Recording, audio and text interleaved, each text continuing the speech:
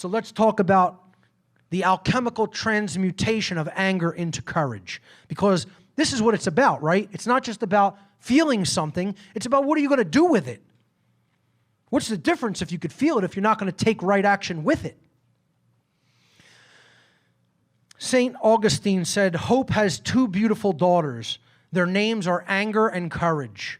Anger at the way things are, and courage to see that they do not remain as they are." Brilliant quote. Anger can actually be a motivating force, or what I call a fuel.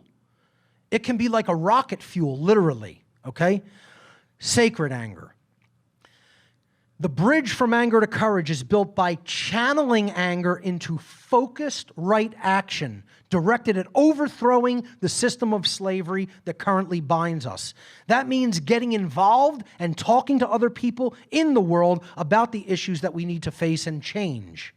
By teaching them about objective morality and natural law, we can turn the tide in the war for human freedom.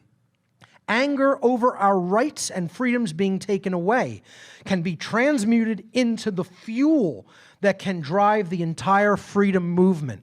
See, it's all about input, processing, and output. That's the trivium, okay? Grammar, logic, rhetoric, another way of saying it is input, processing, and output.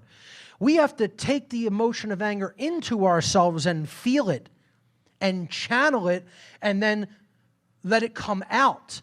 That's the ignition, the burning of the fuel of the sacred anger and the propulsion system toward courage and right action to take us where we say we want to go.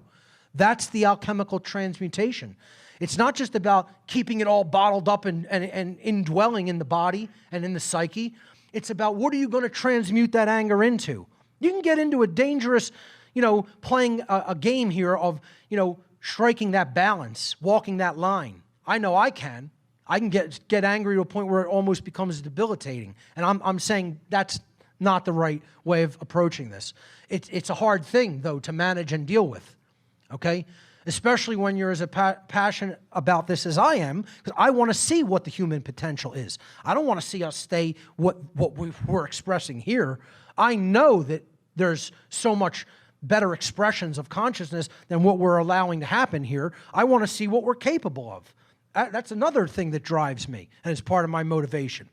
But we have to convert that fuel of anger into a propellant, into a propulsion system that drives our right action through courage.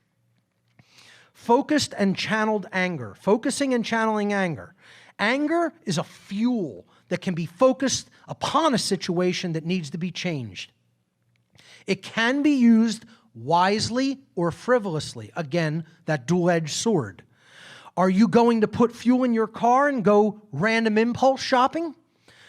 Or are you going to put fuel in your car and go travel and meet up with other like-minded individuals to try to make some positive change happen in the world? There are two different uses for fuel, just like there are different uses for anger.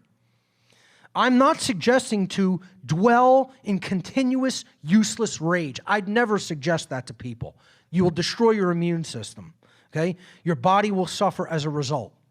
I'm talking about focused, channeled, righteous indignation here. That's the sacred form of anger. But when we consciously channel the fuel of anger toward a productive purpose, it can become a creative tool toward the betterment of our society and our world. And that's what we have to do. We have to transmute it into something creative and then make positive change happen as a result.